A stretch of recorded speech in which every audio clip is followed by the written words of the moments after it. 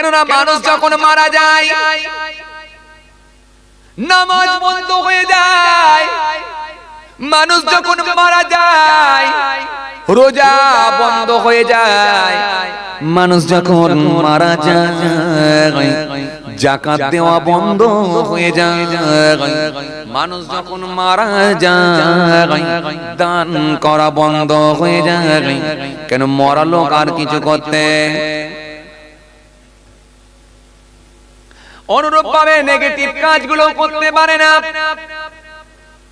সুদ খেতে আর পারে না, ঘুষ নিতে আর পারে না, মিথ্যা কথার উপরে পণ্য বিক্রি করতে আর পারে না, পেট্রোলের সঙ্গে কেরোসিন পাইল করে মোটরসাইকেলে ট্যাঙ্কে ঢেলে দিতে পারে না, আমানতের খিয়ানত করতে পারে না, লোকের জমি বর্গা করে খেতে পারে না, জমির আল কেটে কেনে আর জমি বাড়াতে পারবে না। তার মানে বদ কাজগুলো, পাপগুলো, বদ আমলগুলো করতে পারবে না। তাহলে ভালো দিকটাও বন্ধ, মন্দের দিকটাও বন্ধ।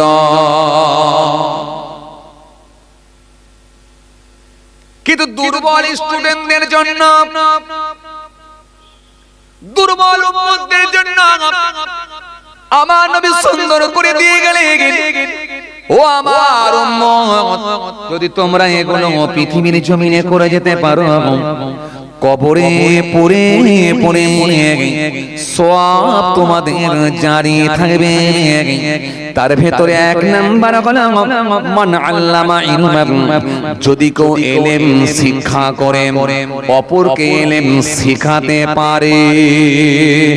হাদিসে দার্স দিয়েছে, মিসকাত শরীফ পড়িয়েছে, বুখারী শরীফ পড়িয়েছে, নাসাই শরীফ পড়িয়েছে, তিরমিজি শরীফ পড়িয়েছে, আবু দাউদ শরীফ পড়িয়েছে।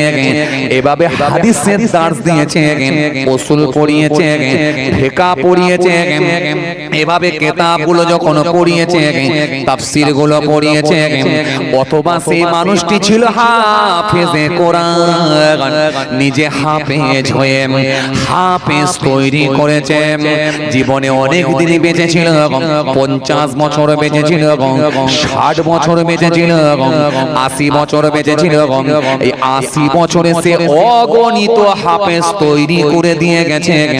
প্রত্যেকটা মানুষের অগণিত হাফেজে কোরআন, তাদের সিনার ভেতরে আল্লাহর কোরআন পৌঁছে গেছে। কিন্তু এই হাফেজে কোরআনটা মারা গেছে, ইন্তেকাল হয়ে গেছে, মৃত্যুবরণ করেছেন। ওই আলেমটা মারা গেছে, ইন্তেকাল করেছেন, মৃত্যুবরণ করেছেন, কিন্তু কবর থেকে নিয়ে কিয়ামত পর্যন্ত সব জারি থাকবে।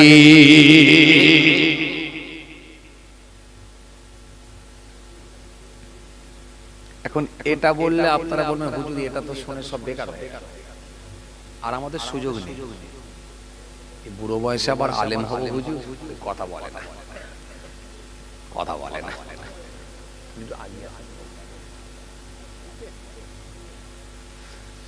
এই বুড়ো বয়সে আর হাফেজ হবো হুজুর, তাহলে এমন একটা দিলেন যেটা আমাদের কোনো উপকারে উপকারে এলাম, উপকারে আছে তো। আমি তো 7টা বলেছিলাম, এই তো সবে একটা ধরেছি। এর ভেতর থেকে যেটা ভালো লাগবে সেটা গ্রহণ করবেন, আপনি সেটা নেবেন। সব যদি পারেন আলহামদুলিল্লাহ, আর না পারলে তাও আলহামদুলিল্লাহ, না পারলে ইন্নালিল্লাহ বলবো না আলহামদুলিল্লাহ। পারেন যদি আলহামদুলিল্লাহ, না পারলে ইন্নালিল্লাহ বলছি না, আলহামদুলিল্লাহ। একটা লাইন অন্তত আলহামদুলিল্লাহ, সেটাকে নিয়ে সন্তুষ্ট হন, আলহামদুলিল্লাহ। কিন্তু এই সুযোগটা তো আপনার আছে। আপনি নিজে হাফেজ নয়, কিন্তু আপনার সন্তান আছে, 10 বছর বয়স, 8 বছর বয়স, 7 বছর বয়স, তাকে তো আপনি হাফেজ বানাতে পারবেন। এই সুযোগটা আপনার আছে। আপনি বৃদ্ধ মানুষ, আপনি নিজে হাফেজ না, কিন্তু আপনার তো পোতা আছে, ওই ছেলেকে বুঝিয়ে যদি পোতাকে হাফেজ বানান, এটা তো আপনি পারবেন। কেন একটা হাফেজের সম্মান অনেক, একটা হাফেজের কদর অনেক। কিতাবের মধ্যে পাওয়া যায় কাল কিয়ামতের ময়দানে আমার আল্লাহ পাক ওই হাফেজকে ভালোবেসে কিয়ামতের ময়দানে নূরের পাগড়ি পরিয়ে দিয়ে সুন্দর করে আমার আল্লাহ সেই দিনে বলবেন, ও হাফেজে কোরআন বলো বান্দা বলো বলো, আজকের দিনে তুমি কাকে নিয়ে জান্নাতে যেতে চাও? আমি আল্লাহ তোমার ওসিলায় 10 জনকে জান্নাত দিয়ে দেব। জোরে হয় না, আরো জোরে।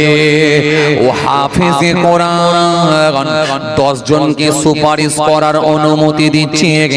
কাকে কাকে তুমি পছন্দ করো, চুজ করো, তুমি চয়েস করো, পছন্দ করো। সেদিনে যদি আপনার পুত্রটা হাফেজ হয়ে থাকে, আপনি হতে পারেন না, কিন্তু সেই পুত্রটা কি মনে হয় নিজের বাপকে ছাড়বে? সেদিনে যদি আপনার পোতাটাকে আপনি হাফেজ বানাতে পারেন, সেদিনে কি মনে হয় ওই পোতাটা দাদুকে ছাড়বে? সেদিনে কি আপনার মনে হয় আপনার নাতিটাকে যদি হাফেজে কোরআন বানাতে পারেন, আপনার নাতিটা কি সেদিনে নানাকে ছাড়বে বলে মনে হয়? তাহলে বুড়ো হয়েছেন তো ঘাবড়াচ্ছেন কেন?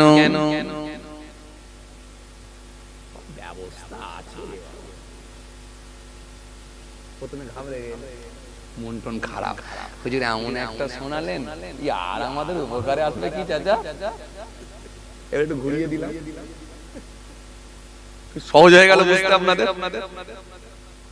তো এবারে আপনাদের আগ্রহ জন্মালো না, তাই তাই এটা তো খারাপ নয়, কথাটা তো ঠিকই বলেছে, চেষ্টা করা যাক একবার। সুযোগ যখন আছে, বাড়িতে দুটো পোতা আছে, একটাকে দিয়ে দিও, তো দিয়ে কাজে লাগায়। এইবারে এই চেষ্টাটা করা যাক। কারণ একটা হাফেজে কোরআনের সম্মান অনেক।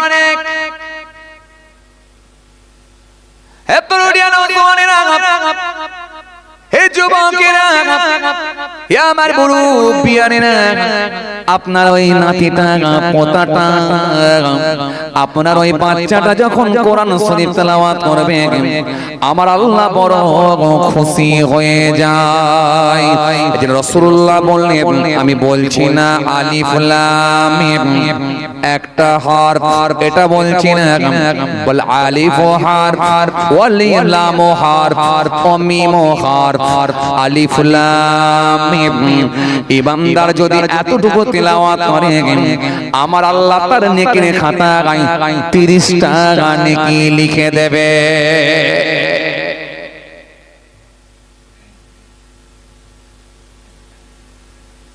স্টুডেন্টকে সব সময় সহজ ভাবে দিতে হয়, তাদের সামনে কঠিন ভাবে তুলে ধরলে স্টুডেন্ট গ্রহণ করতে পারবে।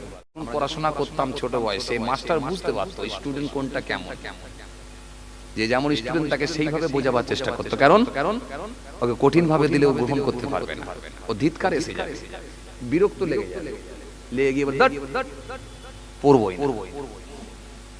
সহজ ভাবে দিতে হবে, না বাবু এটা তো তাহলে হবে, তুই পারবি না তো কে পারবে, তোর জন্যই তো। এত সুন্দর করে সহজ ভাবে দেবেন, তখন ওর মাথায় লেগে যাবে, না ও কি সুন্দর লাগছে তো। এই জন্য আপনি তো এইটুকু পারবেন, হাফেজ তো আপনি হতে পারলেন না চাচা, ও দাদু, ও নানা, আপনি তো হাফেজ হতে পারলেন না, মেনে নিয়েছি। কিন্তু বিসমিল্লাহির রহমানির রহিম আলিফ লাম মিম এটা কি পড়তে পারবেন না? গুরু লোকেরা বলছে না কেন এটা পারবেন না? চাচা কথা বলে না। ফজরের নামাজের পরে 7 বার কি 3 বার আলিফ লাম মিম এটা কি পারবেন না? ব্যবসায়ী যখন বেরিয়ে যাচ্ছে একবার ফজরের নামাজ পড়ে তিনবার আলিফ লাম মিম এটা কি বলে 12 হতে পারবেন না? যদি এটা বলে 12 হয়ে যায় আমার আল্লাহ রাজি হলে ওই একবার বিসমিল্লাহ বলার জন্য বিসমিল্লাহির রহমানির রহিম পড়ার জন্য আর আলিফ লাম মিম এতটুকু তেলাওয়াত করার জন্য আমার আল্লাহ 30টা নেকি দিয়ে দেবে। আর বিসমিল্লাহির রহমানির রহিম বলার জন্য আল্লাহ ইচ্ছা করলে নেকির খাতায় 190টা সওয়াব দিয়ে দেবে। 19 10 কে 190টা সওয়াব পেয়ে যাবে।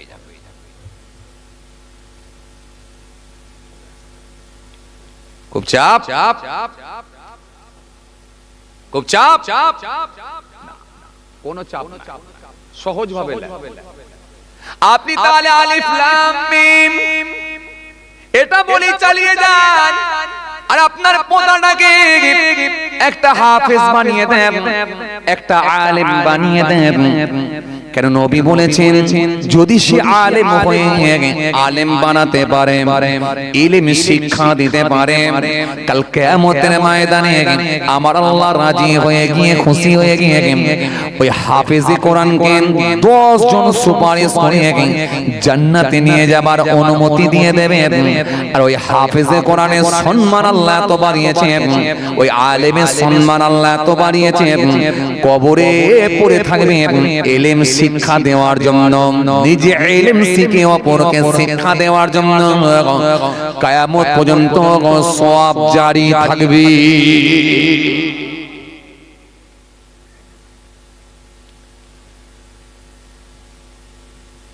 কোরআন এর মার্তাবা এর গুরুত্ব এত বেশি। পৃথিবীর জমিনে একটাই ধর্মগ্রন্থ নির্ভেজাল। There is world in the world, no other book which has remained 12 centuries of purity. পৃথিবীর জমিনে একটাই ধর্মগ্রন্থ নির্ভেজাল, no other book, এছাড়া অন্য কোনো গ্রন্থ নয়, অন্য কোনো পুস্তক নয় যার মধ্যে কিছু না কিছু ভেজাল এসে গেছে। একেবারে 1200 থেকে 1500 বছর একভাবে নিখুঁত নির্ভেজাল ভেজাল মুক্ত কালাম, সেটা হলো আল্লাহর কালাম, কালামুল্লাহ কোরআন শরীফ।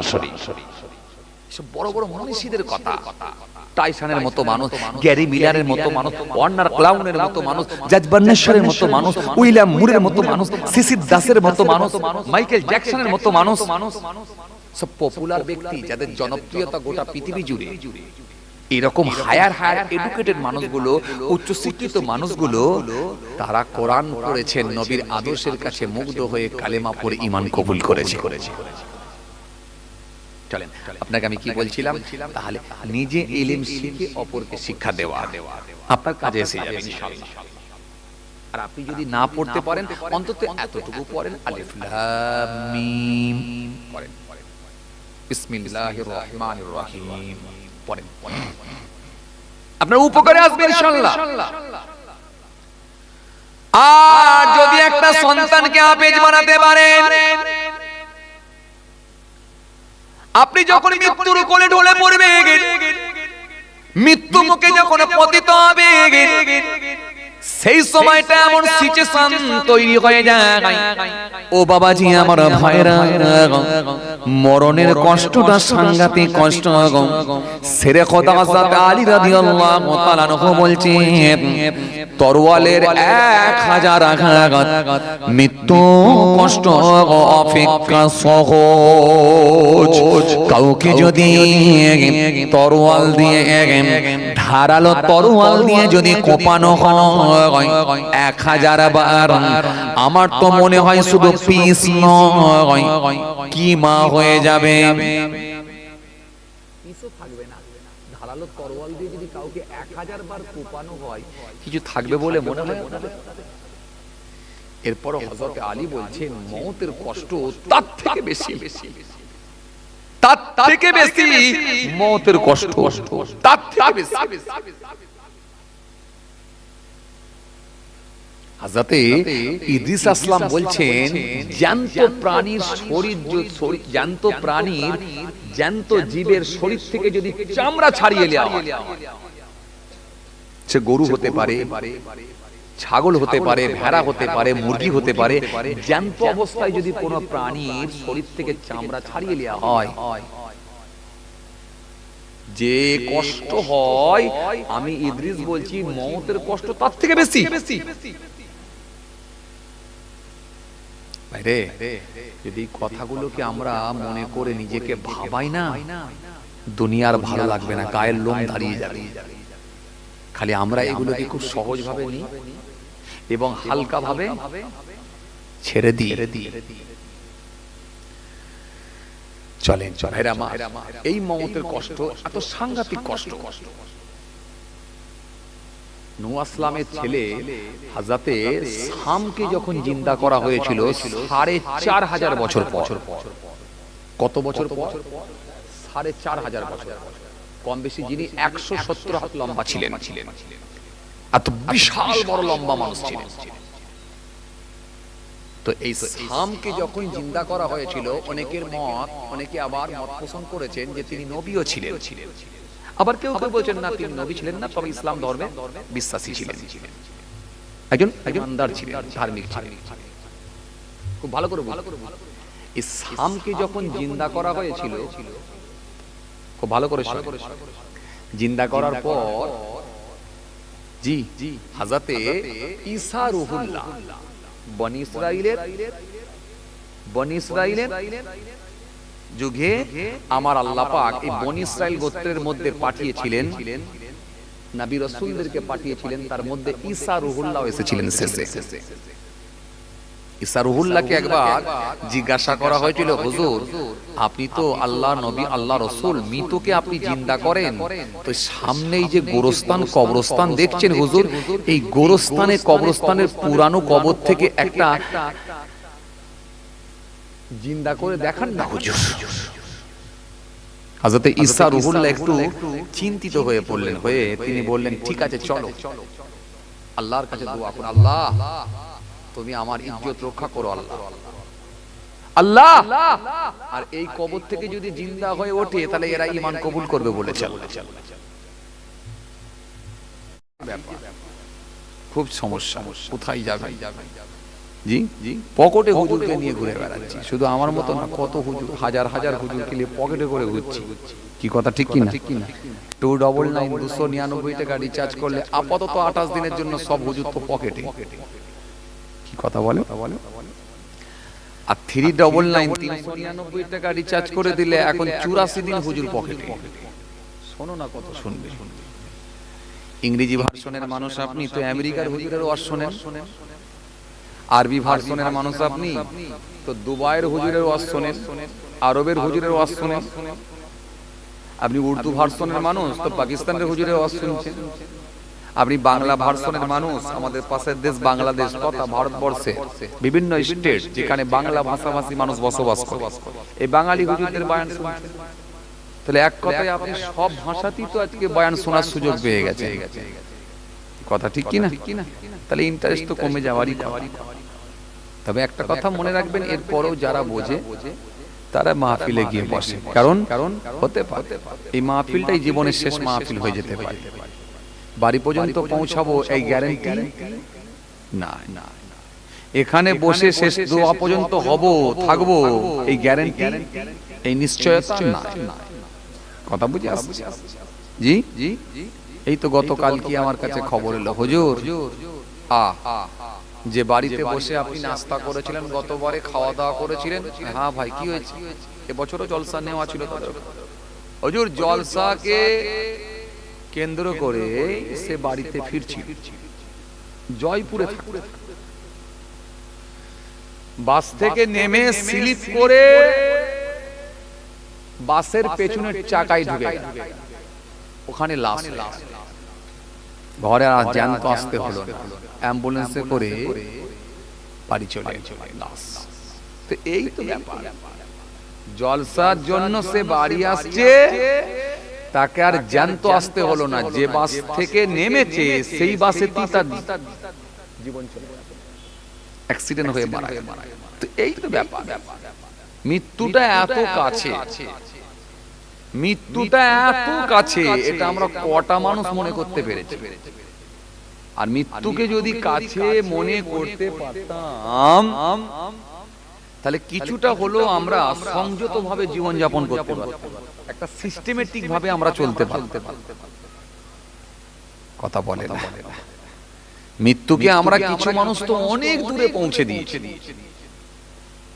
বুড়ো লোকেদেরকে দেখছি কারোর দাড়ি ভেঙে গেছে, সাদা হয়ে গেছে, মাথার চুল সাদা হয়ে গেছে, দাঁতগুলো ভেঙে গেছে, কেউ 80 বছর 85 বছর বয়স পেয়েছে। আমরাও গর্ব করে অনেকে মনে করছি যুবকরা যে আলহামদুলিল্লাহ আমরাও বয়স অনেক পাবো, কিন্তু না। এজন্য আমি বলি যে বুড়ো মানুষটা, যে মুরব্বী লোকটা 80 বছর 85 বছর কি 90 বছর পেয়েছেন, আপনি শুকরিয়া আদা করেন যে আল্লাহ আপনাকে অনেক হায়াত দিয়েছেন। ওই পর্যন্ত আমরা পৌঁছাতে পারবো কি না এই নিশ্চয়তা নাই। মৃত্যুটা খুব কাছে, মৃত্যু খুব নিকটে। একমাত্র আখিরি নবী, নবী মুহাম্মদ মুস্তাফা সাল্লাল্লাহু আলাইহি ওয়াসাল্লাম, যিনাকে জিজ্ঞাসা করা হয়েছিল ওই যে যাবেন আল্লাহর দরবারে যাবেন,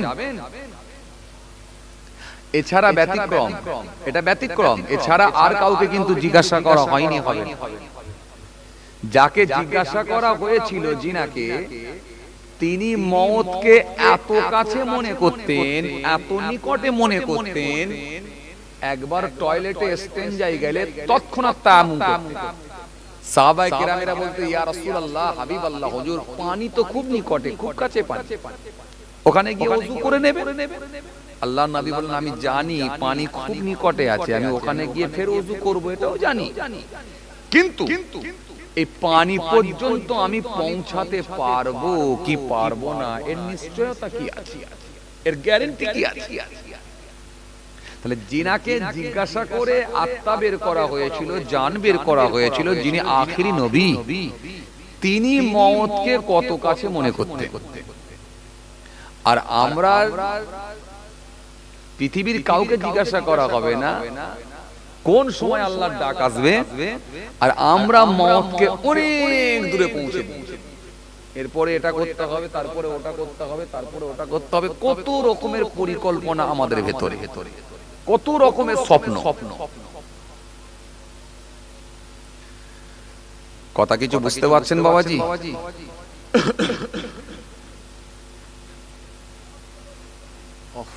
এত চিল্লামিল্লি করছে কে? নবান্ন অফিসে বসে না, সব কথা আবার এখানে বলা যায় না, ক্যামেরা হচ্ছে, মিসাল দিতে গিয়ে কিছু বললেও সমস্যা। যাক, জলসা কমিটির যে অফিস, এই অফিস থেকে চিল্লাচ্ছে নাকি? তো মাইকের থেকে জোরে আওয়াজ। যাক, খেয়াল করেন বাবাজি, আমার ভাইরা, যে কথা বোঝাতে চাইছিলাম, মৃত্যু তো হবে, মৃত্যুর হাত থেকে কেউ রেহাই পায় না, কেউ ছাড় পায় না। আর ওই ব্যক্তিটাই গেনা, কোন ব্যক্তিটা? যে মরণের আগে তৈরি হয়ে যেতে পেরেছে, ওই ব্যক্তিটাই সাকসেস, ওই ব্যক্তিটাই গেনা, ওই ব্যক্তিটাই আল্লাহর কাছে মনোনীত বান্দা, যে মরণের আগে তৈরি হয়ে যেতে পেরেছে। কিছু নাই, ভাবলে এই পৃথিবীতে কিছু নাই, না ভাবলে অনেক কিছু, অনেক ভাবলে কিছু নাই। ভাইরা আমার, বন্ধুরা আমার, সাথী মহব্বতের ভাইরা, আসেন, ভুল বুঝবেন না। আমরা যে যতটা পারি আলহামদুলিল্লাহ কিছুটা অন্তত ধর্ম মেনে চলার চেষ্টা করি। ধর্মটা এমন ভাবে আমাদের মানা দরকার যাতে করে ধর্ম মানার পরে আমরা স্বচ্ছ হতে পারি। ধর্ম মানার নির্দেশ আল্লাহ দিয়েছেন এই কারণে, বান্দাকে স্বচ্ছ বানানোর জন্য। বান্দাকে স্বচ্ছ বানানোর জন্য, ফ্রেশ বানানোর জন্য, চকচকে বানানোর জন্য। বান্দা একেবারে আয়নার মতো চকচক করবে। কথা বলে, বান্দা আয়নার মতো চকচক করবে। এই চকচক করানোর জন্যই আল্লাহ ধর্ম মানার নির্দেশ দিয়েছেন, যাতে করে তার ভেতর আর কোনো অন্যায় কাজ থাকবে না।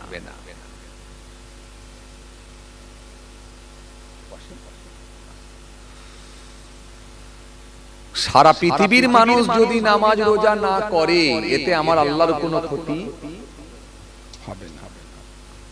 সুন্নতে মুআক্কাদা, সুন্নতে গায়র মুআক্কাদা যদি না করে, এতে রাসূলুল্লাহর কোনো ক্ষতি হবে না। কিন্তু ধর্ম মানার নির্দেশ এই কারণে, বান্দাকে স্বচ্ছ বানানোর কারণে, বান্দা যাতে করে স্বচ্ছ হতে পারে, অন্যায় কাজের সঙ্গে যাতে করে সম্পৃক্ত না হয়, অন্যায় মুক্ত জীবন তৈরি করার জন্যই ধর্ম মানার নির্দেশ। আমার খুব ভালো মনে আছে, এখানে হয়তো অনেক হাজী সাহেবও থাকতে পারেন, আলহামদুলিল্লাহ। যখন মক্কা শরীফে গেলাম, আল্লাহ নিয়ে গেলেন আপনাদের দোয়ায়, জেদ্দা পর্যন্ত ফ্লাইটে করে গেলাম। ফ্লাইট থেকে নামার পরে এবারে জেদ্দা থেকে একেবারে হারাম শরীফের উদ্দেশ্যে যে বাসগুলো যায়, বাস এবারে জাপানি বাস, ভলভো বাস, আপনারা জানেন। তো ওই হাজী সাহেব যারা এত রাস্তা ফ্লাইটে করে এত পথ অতিক্রম করে গেছেন, তো প্রচন্ড টায়ার্ড থাকে, প্রচন্ড টায়ার্ড থাকে শরীর। এই ভলভো বাসে উঠে পড়ার পর, ফ্লাইট থেকে নেমে ভলভো বাসে ওঠার পর, ব্যাগ পত্র, লাগেজ টাগেজ কার কোথায় ঢুকে যাচ্ছে, সাইড ব্যাগ বাংকারে রেখে দিল, টাকা পয়সা রেখে দিল, দিয়ে মোবাইল টোবাইল রেখে দিয়ে একটু আরাম করে বসি, ঘুমিয়ে পড়ছে মানুষ, কারণ আর শরীর টানতে পারছে না। কিন্তু এই মানুষগুলো যখন ওই বাসের উপরে উঠে যখন নিশ্চিন্তে ঘুমিয়ে পড়ছে, এরা প্রত্যেকেই জানে যে এই বাংকার থেকে ব্যাগ চুরি করার লোক নাই, কারণ সবকটাই হাজী সাহেব হজ করার উদ্দেশ্যে যাচ্ছে। কথা বুঝছেন না? ওই মানুষগুলো জানে এখান থেকে ব্যাগ চুরি হবে না, চুরি করার কেউ নাই, কারণ এনারা যারা যাচ্ছেন সব হজ করতে যাচ্ছেন, আল্লাহর কাবা তওয়াফ করার জন্য যাচ্ছেন। তার মানে চুরি হবার কোনো সম্ভাবনা নেই। আর এই জন্যই তো ধর্ম মানলেই তো আপনি স্বচ্ছ হবে। আপনার চুরি, আপনার ব্যাগ কে চুরি করবে? আপনার জমির ফসল কে চুরি করে নিয়ে যাবে? আপনার পুকুরের মাছ কে চুরি করে নিয়ে যাবে? আপনার বাড়িতে কে এসে তালা ভেঙে চুরি করবে? তালা মারতে হবে কেন? আপনি তো ধর্ম মেনেছেন, ধর্ম মানলে তো চোর থাকবে না। কথা বলে না, আপনি তো ধর্ম মেনেছেন, ধর্ম মানলে তো চোর আর থাকবে না রে বাবা। আপনার ভেতরে তো আল্লাহর ভয় ভীতি ঢুকে যাবে।